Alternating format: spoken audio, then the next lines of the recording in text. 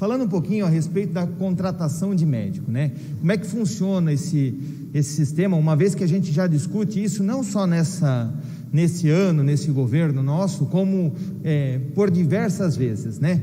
Essa é uma demanda, pastor, uma demanda que não é de hoje, né? E a gente vem sofrendo cada vez mais. Eu lembro que o senhor reclamou no começo do ano, nós tínhamos um déficit de 30 e poucos profissionais. Passado essa fase, agora nós temos um número de 50 e poucos profissionais. E para quem acompanha aí os diários oficiais, o número de pedidos de exoneração dos médicos é cada vez maior aqui no nosso município. O que tange isso? Por que existe essa carência?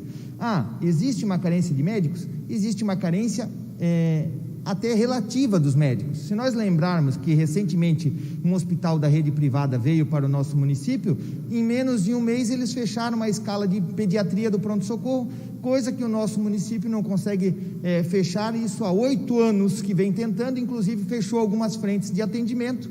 Antigamente os 3 PIAs tinham atendimentos pediátricos, depois foram para 2, agora, se eu não me engano, nós estamos com uma escala e meia, mais ou menos, de pediatria dentro das unidades públicas.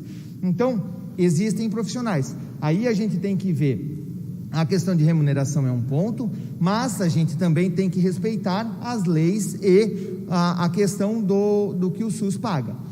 E partimos aí para um segundo ponto, a maneira com que esses profissionais estão sendo contratados. Se a gente for olhar agora o último processo seletivo que foi lançado, ele vem com uma data limítrofe de 21 de dezembro desse ano. Qual é o profissional que vai sair de São Paulo, do Rio, de outro local do nosso país, sair do seu vínculo social e familiar, para vir para uma cidade nova e trabalhar 5 meses, depois você não tem uma garantia que vai continuar empregado, você não tem uma garantia que vai continuar trabalhando. Então, nós devemos prestar atenção também nos detalhes, né? O tempo que a gente institui para essa contratação é fundamental para você criar um vínculo que algumas unidades são estritamente necessários. O vereador Brandel aqui salientou, médico de saúde da família, é interessante que o médico vá e crie um vínculo com aquela comunidade e persista por vários anos, e por que não se aposentar naquela unidade de saúde, se é a vocação dele, né? Então, assim, isso vai fazer com que ele conheça aquela comunidade, vai fazer com que ele atenda melhor, vai fazer com que ele consiga, inclusive, economizar para a unidade de saúde.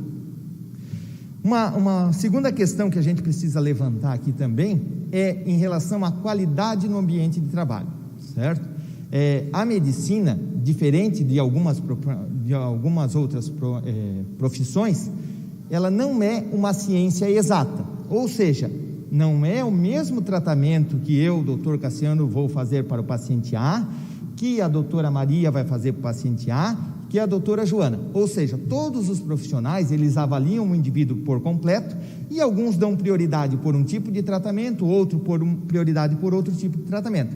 Então, essa autonomia de tratamento, que é preconizada pela medicina, onde a gente vê que várias especialidades trabalham com várias vertentes de abordagem, tem que ser respeitada dentro de uma unidade de saúde também, porque senão a gente traz um profissional de longe para essa unidade, para atender, chega ali e dizem para ele, não, tu não pode fazer isso, tu não pode fazer aquilo, tu não pode fazer aquele outro. Ele olha e diz, não, essa não é a minha maneira de atender.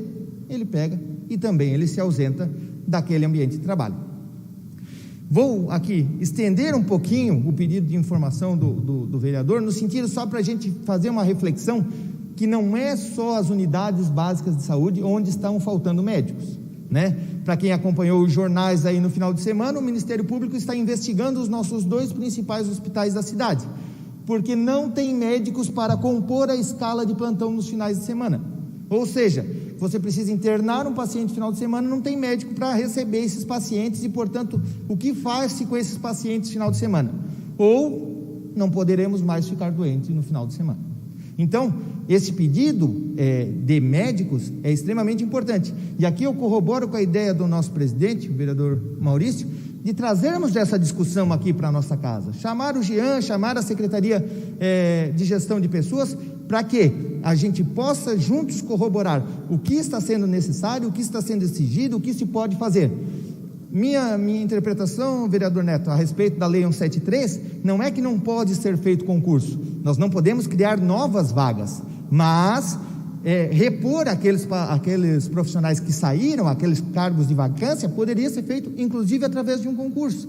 Isso gera vínculo entre o profissional, não só médico, todos eles, com a instituição, e aí a gente também pode corroborar a cumprir essa nossa quizila de faltar médicos, faltar atendimento, porque é importante compor a equipe com os médicos e com todos os profissionais de saúde. Isso, quem ganha é a nossa população. Obrigado, senhor presidente.